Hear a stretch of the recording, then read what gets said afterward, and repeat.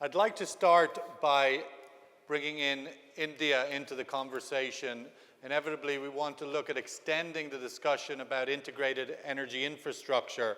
And it strikes me that there's no country more aggressively pursuing the opportunity for security of energy supply than India. We've seen in the last month or two Prime Minister Modi be on a perpetual tour of anybody that has a commodity to sell in Central Asia and the Gulf. And I'm wondering, from India's perspective, is there an opportunity to build a regional energy infrastructure in Iran, Pakistan, India, connected eventually perhaps to the Gulf? And how important would that be to the new strategy of Prime Minister Modi? Well, thanks for the question. For us, the most important thing is to secure supply. That's how we look at it. I mean, from Saudi Arabia, from Kuwait, from Qatar, from Iran, UAE, and other countries in the region. That's the most important. Now, question is that how do we basically transport that energy, oil and gas, to our shores? That's if geopolitical conditions are right, if we find partners, and we see stability in Afghanistan, in Pakistan, and parts of also, parts of the region, then of course we are interested in building pipelines. But the question is that important thing is, for us, is that would that pipeline, A, be trouble-free in terms of, attacks, or in terms of using pipeline to achieve a political agenda in future and all that? If it's free from all that, by all means, we are for the pipeline. And as you know, that we are actually already negotiating for pipelines, including a subsea pipeline from the Middle East to India. If you take His Excellency Al-Attiyah's point, he has the world's biggest floating pipeline. Is that adequate for India, or regasification plants are very expensive? Well, expensive, but as you know, the cost is coming down, cost of LNG ships is coming down, and at the same time, we also have our own expertise in many areas. So I think that's not really the issue. I agree with Excellency. The question is that how do we, LNG is also floating, that's how we also look at it, it's a floating pipeline. If LNG is a safer option in terms of, all the aspects that I just outlined, then we are very happy with it to expand our LNG network. But when you look at the map of India, our general view is that for peninsular India, LNG probably is a very good option. But for the northern part of the country, if we can build pipelines from the Middle East into India, from Central Asia into India, even Russia into India, and Myanmar into India, we'd be very happy to do that. But at the same time, historically, that pipeline ambition has been, as you indicated earlier, challenged by the obvious geopolitics. Is there anything on the horizon that indicate that there could be a new dawn? Iran sanctions are lifting, Afghanistan war is ending. Is there any reason to be more optimistic that a built infrastructure across that somewhat troubled neighborhood could emerge? Very good question. I mean, the honest answer is that with China now also, getting into the picture and investing heavily in the region, in Pakistan, about $34 billion, also taking more interest in the Middle East, it's very exciting and very interesting. And at the same time, it's a little bit unclear to us. We don't know what China is actually up to, and to secure the energy supply or to use energy and the infrastructure in order to influence the Middle East. We don't know that. And similarly... What's your guess? What's your well, my guess is, very good question. Again, my guess is that I look at differently. I look at the countries in the Middle East are very smart. They are a country with tremendous history. They're a country with lots of smart people. And for them, oil and gas is very important for a long time to come. I think they will probably make sure that the Middle East remains in the time to come, remains more neutral, is more attractive in terms of business for countries like India, and actually Middle East, over a period of time, grow entirely on its own with deep engagements with countries like India, China, Japan, Korea, and so on. And that Middle East leadership does not allow any country for that matter, including my own country, including India, to basically become a kind of hegemon. If any country tries to become a hegemon in the region, then it's something that gives us a little bit, basically forces us to look at the region very differently. Well, let's bring in our friend from Pakistan, Mohammed. CEO of KP Oil and Gas Development Company Limited. Is China becoming a hegemon in the South Asia region through Pakistan? Are they the obstacle to the regional integration of infrastructure in its big geopolitical fight with India? Thank you very much for having me here. Actually, I don't see it that way. I think a lot of synergies are being created with the business. It's not only oil and gas, it's other businesses. What you saw in the newspapers a few months ago, China-Pakistan Economic Corridor. It's not China-Pakistan Energy Corridor, it's economic corridor. There'll be trade, roads are being built, highways, superhighways will be built. It will be transfer of goods, equipment, plant, machineries, businesses, and energy also. So with that, I think China is playing a major role here, bringing the people together, the hearts together. And I think politics is behind us now. Economic sense is prevailing, and what I have seen in the corridors of power and bureaucracy and technocracy in Pakistan and China and Bangladesh, there is an issue of trust. There's no issue of other things but the trust. I think we need to overcome this thing, that we need to trust other partners, business partners, Pakistan and China. Pakistan has, by divine situation, on the crossroad of East and West. And I think we need to use this synergy that has brought in between Pakistan and China to get GCC into it, to get Iran into it, to get India into it, and even Bangladesh into it, because the poverty is tremendous in these countries. Pakistan. Would you say that is there some sense of the same question, an inflection point? Is there a sense of a new opportunity? Iran sanctions will be lifted in the new year. Is this a moment of new opportunity? This is the moment to be grabbed. This is the moment where people have to come together for the benefit of the masses poor. You know, we can do all the politics, but what about those poor people? They need gas, they need oil, they need cheaper gas, they need industries, economics, they need infrastructure to have a nice livelihood. And if we bring this politics into this whole thing, Pakistan and China has taken this lead, and I think the neighboring countries, right from Saudi Arabia, GCC and all that, I think they need to get on the bandwagon of that. And security is history now. It was a concern, but I think sanity has prevailed. Afghanistan, once nobody could go to Afghanistan, now you can just crisscross into places of Afghanistan. So Afghanistan is getting into this loop. The transmission line via Afghanistan, the Turkmenistan pipeline work has started. The Iran-Pakistan-India pipeline is not even a drop in the bucket. It's a drop in an ocean. It's a lot of dollars being spent on it already, though. It's you know, in the global in hundreds of millions of dollars have already been spent on that pipeline. The Iranians would, I would imagine, like to see it completed. I'd like to bring into the discussion the OAPEC Secretary General, His Excellency Al-Naqi, who also previously was the Deputy Oil Minister of Kuwait, a similar time when His Excellency Al-Attiyah was trying to build his regional gas pipeline network, and Kuwait was in that discussion.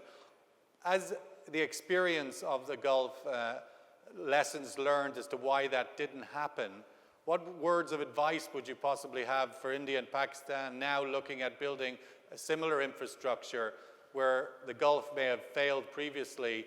What hurdles need to be overcome? Bismillah ar-Rahman ar-Rahim.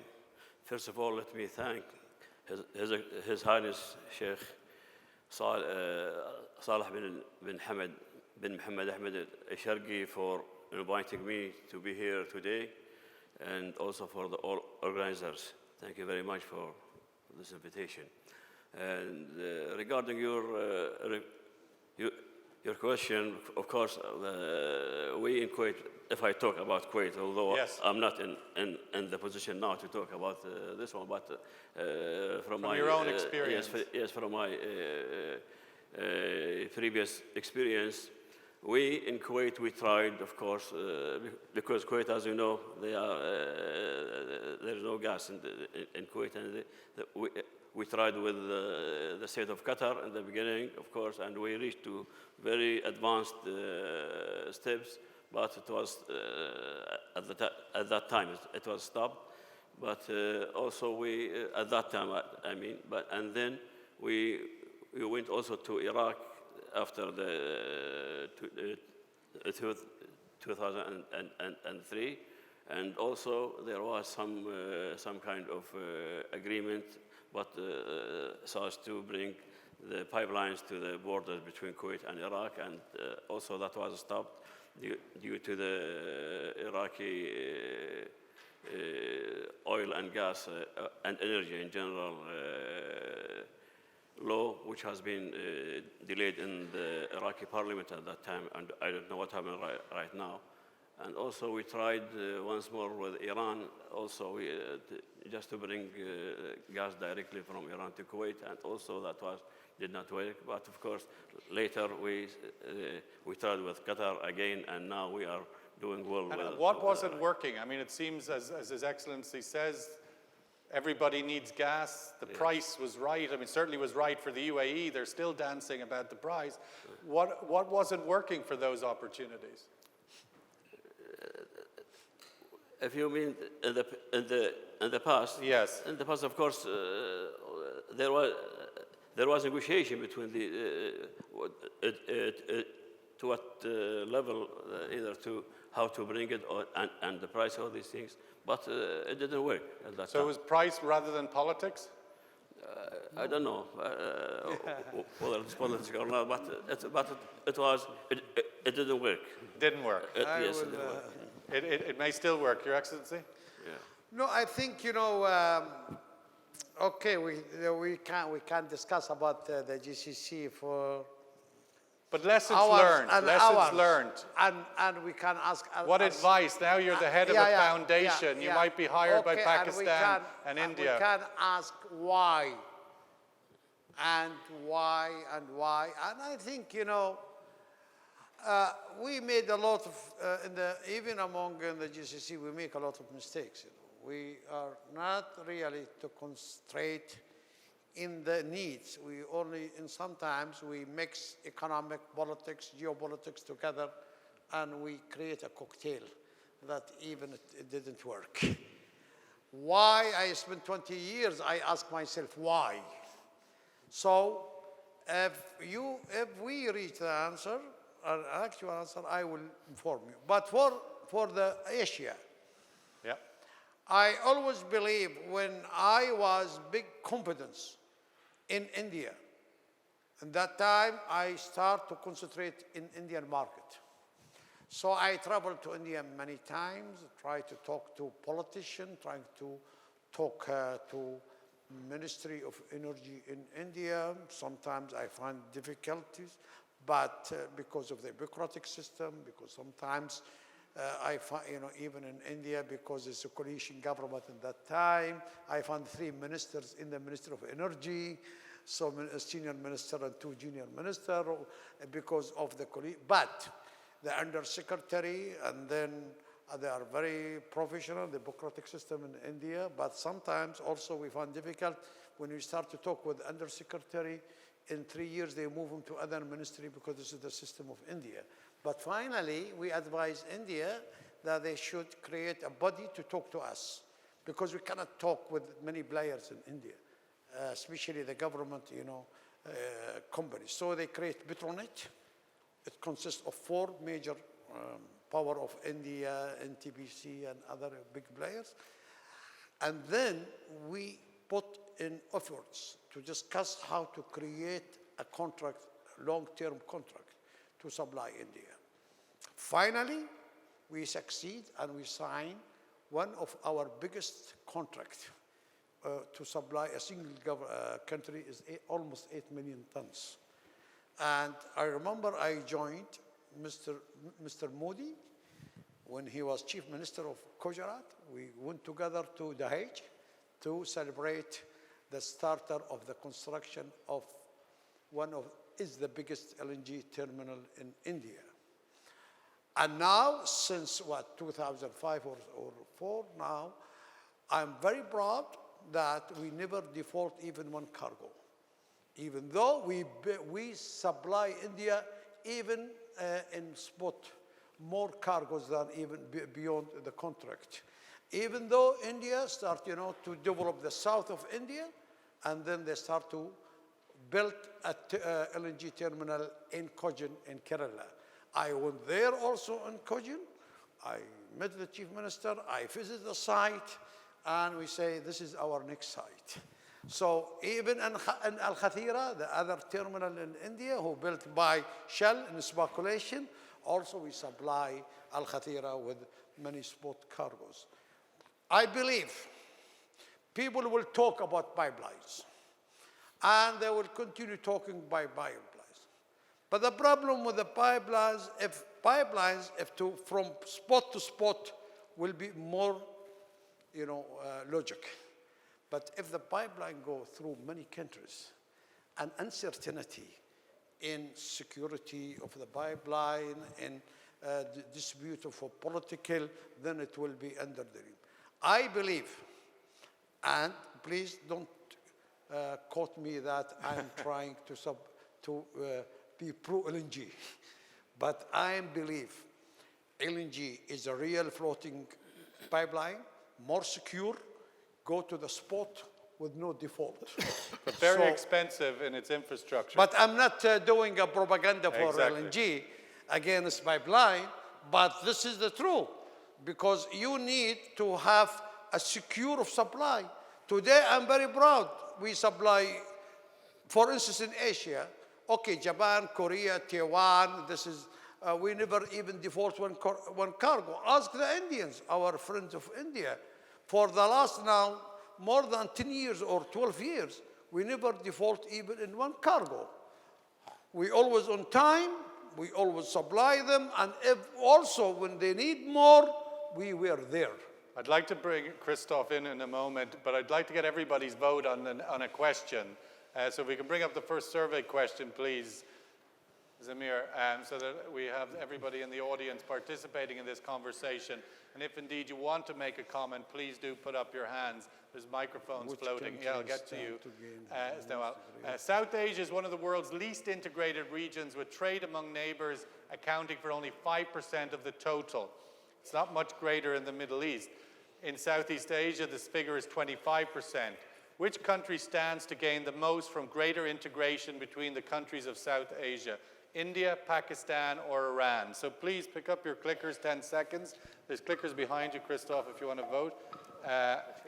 India, Pakistan, or Iran? Who are the beneficiaries? Who's going to be potentially most motivated in which to try and push this through? India, I vote for India. India stands to be the most beneficiary. Christof, I just want to bring you in on your thoughts on this, on any of the other comments that were made. Stepping back, I mean, there's an interesting thing here about integration, only 5%. I think there's two big reasons to be supportive of the hypothesis that long pipelines through difficult regions will be a long time to come, and that out of all of this, LNG is going to emerge as one of the winners. The long term, the issue is fundamentally, I don't think the problem of security or energy security is history. And historically, if there's very troubled regions, you have a hard time seeing long distant pipelines emerging. Moreover, what is very important is indeed the Chinese drive to the so-called New Silk Road, which of course is not replicating the old Silk Road, but is basically trying to build an economic corridor through countries which make economic sense for China. Personally, I can see a pipeline maybe emerging eventually, but only as the result of more successful economic activities along this Chinese project. If not a pipeline, not front-running anything of that New Silk Road. What about a grid, Narendra? If it's not a pipeline, you wanted to jump in and make a comment? Well, you see, the power grid is already there, but there are some issues, in the countries involved, but it has been adopted by the regional cooperation organization called SAC. But just to one small, point here, integration is already there. You see, look at for the size of business between India and the GCC countries, about $270 billion. And we are actually, our Prime Minister was in the UAE. UAE is a very, very important country for us, and we are doing everything possible to deepen our energy, economic, political, cultural, social ties with the UAE. We look at the UAE as a gateway to the entire Middle East. You see, so is already integrated. And we are actually, and our Prime Minister is very soon likely to travel to Saudi Arabia, even to Iran. exercise is more or less the same. Look at our, for instance, dependent for energy on the Middle East. And at the same time, the civilization relationship that we have enjoyed with the region for a very long time. Pipeline or no pipeline, we are not really basically, depending only on the pipeline. We are deepening our relations, integrating our economy, and we are actually inviting now countries from the Middle East, GCC, to come and invest in India, invest in refineries, invest in pipelines, invest in, infrastructure to build this mutual dependence. But I think this way of looking at it is that, there's a kind of, some people seems to be basically stuck in the past in the 70s and 80s. Pakistan is not an issue for us. If Pakistan prospers, good for us. A stable, prosperous Pakistan is that what exactly we want. A stable, prosperous China, that's what exactly we want. But at the same time, for us, the important thing is to make sure that the Middle East is independent of any hegemon. Number two, what is important for us to make sure that Asia of tomorrow, including Is your the Middle East. indication, you've made that point twice now, are you indicating your concerns that China is becoming so? Well, it looks like. You see, like one belt, one road and all that, we are still waiting for more info on that. We don't really know much about that. Silk Road, we don't really know much about that. We can also build our own spice route tomorrow and start doing the same things. But the point is here is I think India and China need to cooperate more if we have to make Asia of tomorrow, that includes the Middle East, stable, prosperous. Is very important that we all work towards making sure Asia of tomorrow is multipolar, is not unipolar. If it's a unipolar Asia, we are inviting trouble. India is definitely not going to accept India, I suppose, it. Japan is not going to accept needs to, obviously, it is getting up to speed now. Christof, you wanted to jump in? Yeah, the point I wanted to establish, other than this long-term picture, is what is very important is that each of these countries in that region actually has a lot of homework to do, or a lot of low-hanging fruits to pick.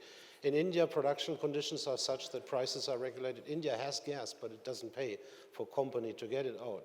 China has shale resources. They're busy trying, but they haven't succeeded in doing that yet.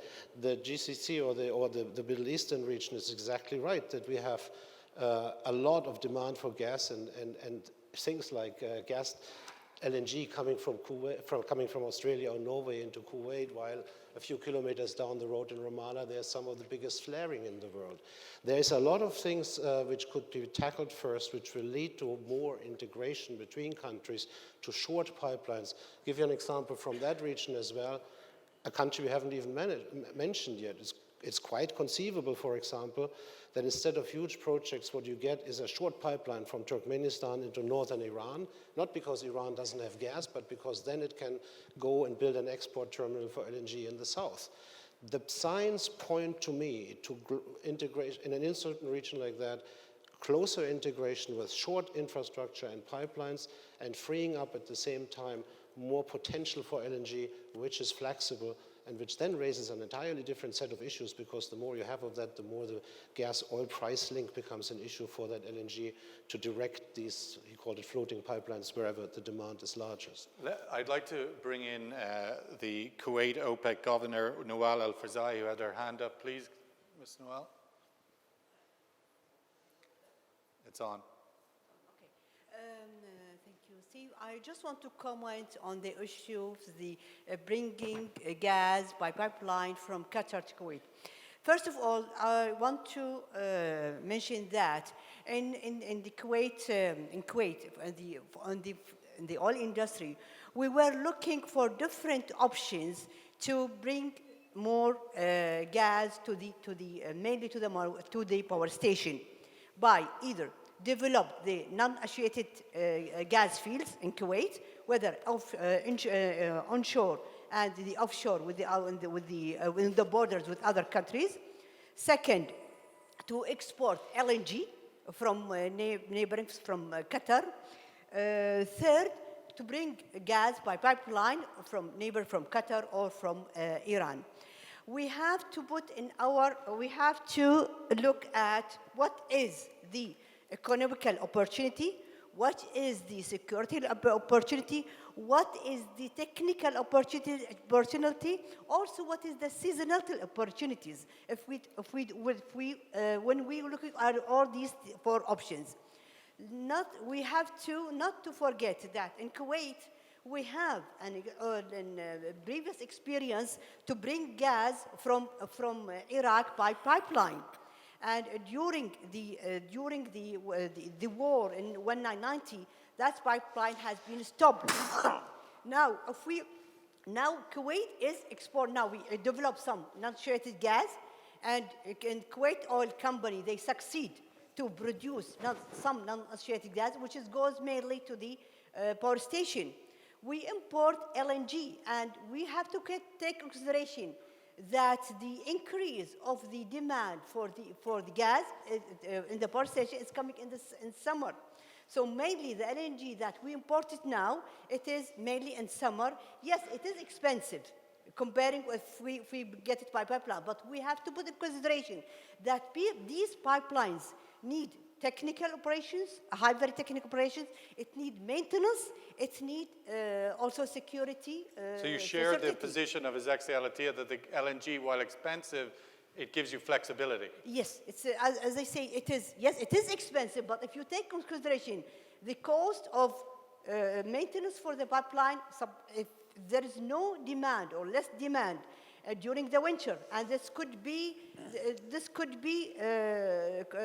taken from the non-associated gas and the associated gas with Kuwait, and take into consideration the maintenance that is needed, the security. I think it won't be the cost. It won't be very less than the imported LNG. Thank you very much for your comment. Please, Your Excellency. You see, I'm in this business. I understand. I spent many years to talk about LNG pipeline. Who's more, flexible? Who's more security? And I'm confident after all my experience, I saw that LNG is a more flexible, more diverted. For instance, I will give you an example. When Japan was hit by the great earthquake in Fukushima, they forced to close all their nuclear power station. So then they find ourselves that maybe in a week there will be blackout. So they look to us, and they ask us to supply them immediate hundreds of cargoes. Immediately in just a week, we divert many cargoes to Japan. We jump from 7 or 8 million to 13 million tons to Japan in just 2 months. And how did you have that flexibility, given that you're... We divert. Some cargoes from Europe, some cargoes from here. We give them priorities. And this is to show you how, this is one. Second, if you have LNG terminal, then you can bring, for instance, Kuwait, a few years ago, they brought 2 cargo from Sakhalin, from Russia, through Shell. They brought from Qatar. They brought from different, area, because then you have the flexibility to bring different cargoes, different, suppliers. So then you create your security of supply. In the end of the day, you need a different supplier, different, security of supply. And then, I spent years to study pipeline. We study what we call it GOSA, Qatar, through Iran, deep sea, to Pakistan. Then, in that time, UNOCAL, they spent years in a Dreamer project to bring from Turkmenistan, through Afghanistan, through Pakistan, through India.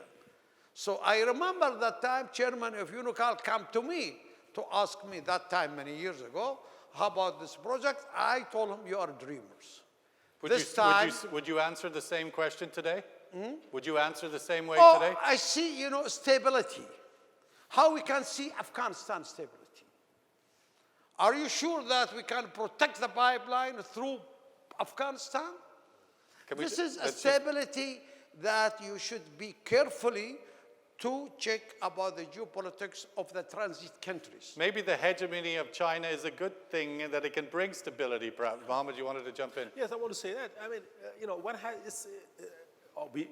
I was the chairman of the 11th and 10th five-year plan in Pakistan for energy, as well as Vision 2025 of the present government. You see, we need LNG, we need pipelines, we need transmission lines. We cannot just focus on one LNG terminal. We need to have 3 LNG terminals. We have to have 1 pipeline and start thinking of a 2nd pipeline. We have 1 transmission line. We are thinking of another big transmission line. So if you see the full energy mix, you cannot just rely on LNG because it was good for Japan. What is good for Pakistan may not be good for Japan and vice versa. So it is a cheaper way to bring gas. It's a continuous, there's a base load. Today, when we did analysis for the 10th and 11th 5-year plan, Pakistan needs 12 BCF of gas daily, and we have 4. Even if we can have 1, 2, 3, 4, 5, 10 pipelines, it's not enough. Because the country is But it all energy adds up, hungry. right? Yes, It's all adds help. up. So we need to have this, like a Having none is not good. yes, instead of having nothing, at least we have a pipeline, we'll have a LNG station. When you build power plants, you need a base load, you need this and that. Similarly, in gas planning, you need all these avenues to get gas to the consumers on a cheaper basis, on a higher basis, on an LNG basis. So it's not that it's not LNG versus the pipeline. We need both. You need both. Yes. Without one or the other, you have volatility, and hence the idea being that this might dilute volatility. It's economics, and we need both. We need many of these things because we need the molecules. As far as security is concerned, it was an issue, definitely, but in the northwest province of Pakistan, just close to Afghanistan, from 9/11 till 2012, there used to be like 1 or 2 oil rigs working. But today there are 9 oil rigs working. The Chinese are there, the Hungarians are there, the Russians are there. They have to spend nights at camps, not in 5-star hotels, and they have to, when you do oil and gas drilling, it's the camps. And it's like a sitting duck.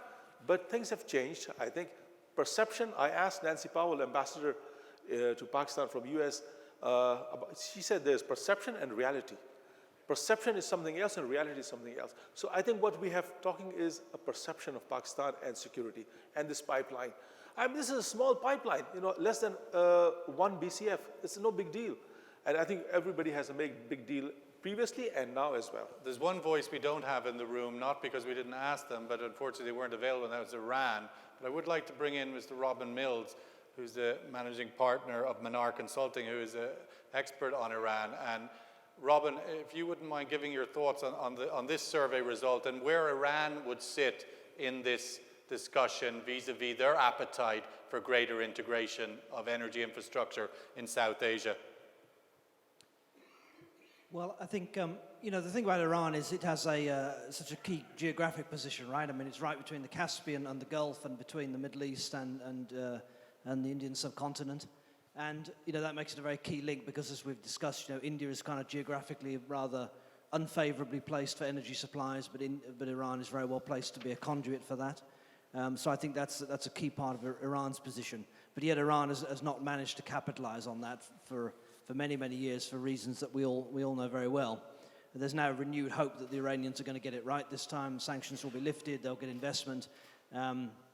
But I think, the sanctions and the investment is great, but it's also very important that Iran can get its strategy right. I mean, in the late 90s, Iran also got investment in the oil and gas sector. Oil production rose. But Iran was not clear what it wanted to do in gas. They weren't sure, did they want to use gas domestically? Did they want to do EOR? Did they want to export as LNG or pipeline? And in the end, they basically did none of those things or didn't achieve any of them fully. I think this time there's a clearer idea, but still there's a lack of prioritization. I mean, Iran wants to export more to Turkey. They want to export to Oman. They want to export to Pakistan. They want to export LNG. And there's a lot of objectives here. They have an agreement to export gas to the UAE as well through Dana Gas. And of course, there's the Dana Gas thing, which is, of course, has been mired in legal action for a long time. But I mean, I think that's the thing, the Iranians have not succeeded in getting major gas export projects going other than to Turkey. And they need to develop that credibility, which Qatar did very successfully in the 1990s, establishing itself as a very credible exporter. The Iranians have not done that because they've failed to deliver on certain projects like the Crescent Dana Gas project. And they've failed to communicate a clear strategy for what they're going to do with the gas. So I think it's very important for them to start some of these projects, to actually start the exports to Pakistan, to start exports to Iraq, which ought to be coming up shortly, and to get the Oman project going, and then to actually become a credible Can Iran exporter. be a viable gateway for India to Central Asia? Do you mean in an energy sense or as a transport? Yes, in an energy sense. I mean, there was talk recently of the Indian funding the building of the port and looking at connecting through to Central Asia. Yeah, I mean, I must... Rather than through Pakistan. I must confess, I think I sit a bit with Christof on this, of being somewhat skeptical of these kind of long-distance pieces of infrastructure, just because of the partly security, but it's also just the remoteness and the sense of going through very underdeveloped areas, which are, it's difficult to make a viable economic case for this big infrastructure. Okay. I think the sense of Iran as an exporter, a gas conduit to India through Pakistan, I mean, economically, obviously, it makes a lot of sense. It's the question of politics and security. Thank you, Robin, for your thoughts. Anybody else in the audience? Let's just go to the sort of final question on the voting. Anybody want some final thoughts on the stage? And we just have a question or comment here in the front row, just in front of Robin, Brian, just in the front row here.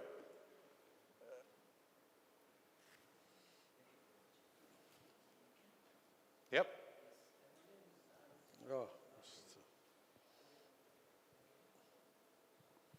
My name is Adil Jabbar Al-Falahi.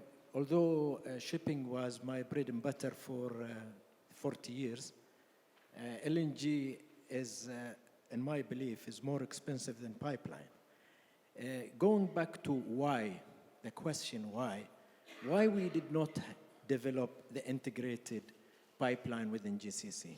I think the political realities now, the threats that we are facing, call for us to unite, relook at all aspects of our policies, including the energy. Gas can be used as energy and can be used as feedstock for petrochemicals. And as you rightly said, Your Highness, that the Gulf will be the biggest market. So we should really look at that. Don't give up, please. Now you are independent. You can re-enter the market from that aspect. Thank you. Let's just get this vote first, Your Excellency, and then if everybody just takes the question, what is the greatest hurdle blocking Pakistan from an outcome of being a regional transit hub for Central Asia or South Asia and into Central Asia that could dwarf even those revenues from trade? So transit revenue versus trade revenue. What's the greatest hurdle? I've heard Narendra kind of indicate China, and then 2, security concerns, 3, poor infrastructure, heavy bureaucracy. I think His Excellency Al-Attiyah hinted at that, given the challenges of bureaucracy in India during the LNG negotiations. But please, 10 seconds to vote what your thoughts are. The greatest hurdle blocking Pakistan from becoming a major transit hub.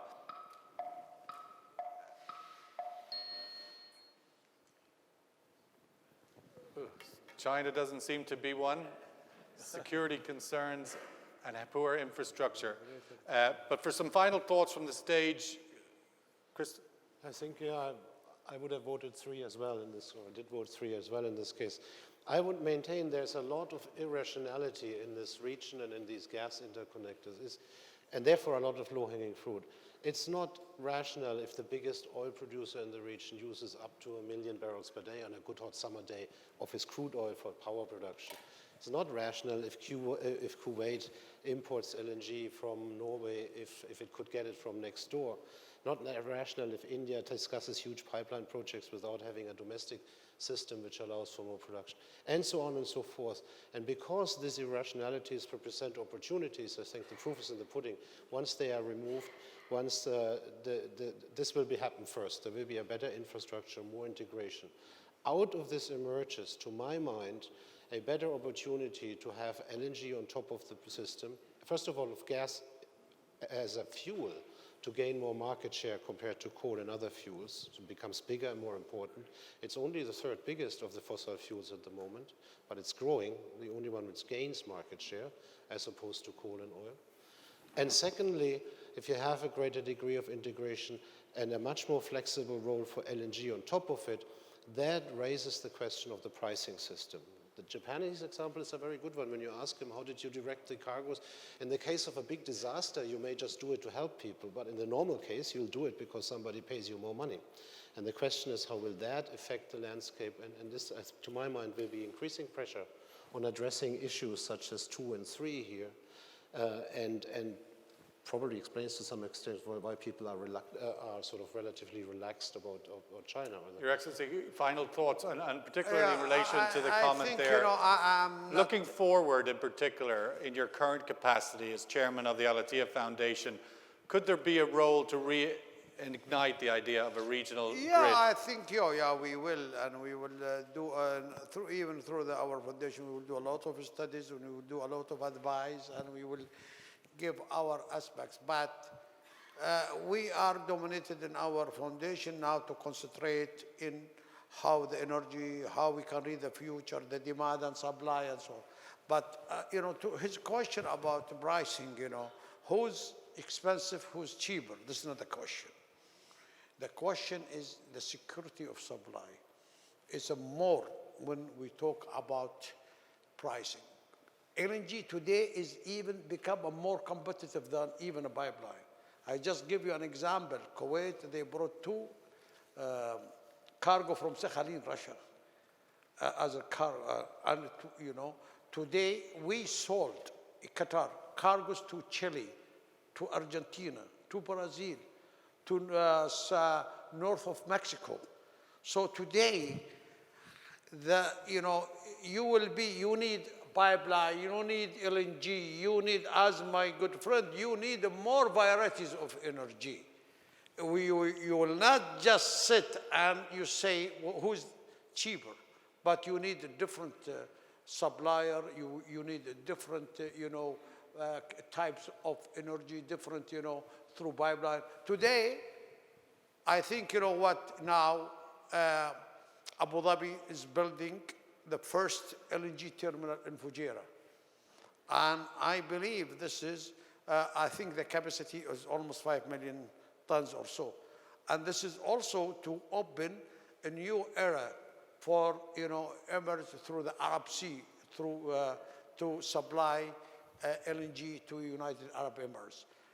Always, this is the way that I believe this is very smartly, and I think, this is, also they have a pipeline from Qatar, even through the Fujairah, Qatar supply the Fujairah LNG terminal. So this is a variety, this is a security of supply. The most important we should think, and we must think, is security of supply. Because if you just want, to be sure, because the first time I went to India, I was both in India and Pakistan, and I have to tell, we failed in Pakistan, and we succeed in India. This is the way and the system of the bureaucratic system, the stabilization. You took the time in Pakistan, my problem every time I come, either different government or a military coup or different, So by the time, at the time, we big believer that Pakistan and India are a very important market to us, and until today we believe that. Mohammed has indicated that he thinks that era is over. I'd just like to give final comments to Narendra and then Mohammed. Yeah, very, very quickly. You see, first, we can never take politics out of energy. We can never do that. I think it's very important to keep in mind. And all the questions or the basic premise that you have, I think is probably 25 to 30 years away. We have to be realistic. Securing supply for us in India is the most important thing. At the same time, what is very important at the same time is that Middle East as a whole becomes more stable. Number 2, the biggest elephant in the entire debate that you are doing in this session is Afghanistan. What happens there? If Afghanistan is stable, it's going to be a biggest contributor in this exercise. If Afghanistan is not stable, actually it's going to disrupt everything. So that's very important. And finally, I want to say one thing. As the way we look at India, you see, we have huge challenges within our country. We have lots of poor people, and we have lots of people living below energy poverty line. So our challenge is, how can we secure energy from Middle East or from wherever available and bring it to our people? And we are in a position to do that. So not only, we don't want to restrict ourselves just to integrating. I mean, if my personal vision and my personal view is, maybe in 25, 30 years from now, we may start moving in the direction of creating a common market between South Asia and the Middle East. A common energy market between South Asia and Middle East is probably the direction that we should all follow. But at the same time, it's very important that the Middle East, for that, it's important that Middle East plays their cards well.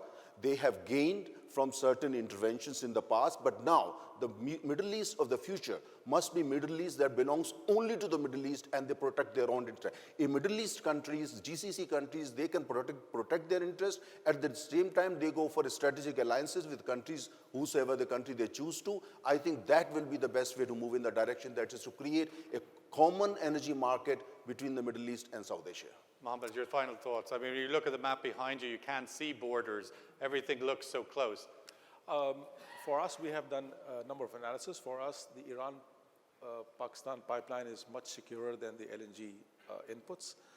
It's cheaper, and it has a long-term economic benefit to it. And as far as the security is concerned, I think the day is today.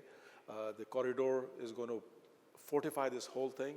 It's going to bring much more economic relationship between the GCC and China via Pakistan. And I think all the countries sitting here and the neighboring countries need to get the fruits of this new mechanism that has been brought in for regional cooperation. Well, we could keep on going, and then Your Excellency has barely had a chance to get in with this vibrant debate. But I'd like everybody to join in and thank our panel for what is clearly a very interesting and engaging conversation, and we'll continue perhaps throughout the day in other sessions. But please join me in thanking our panel for their discussion.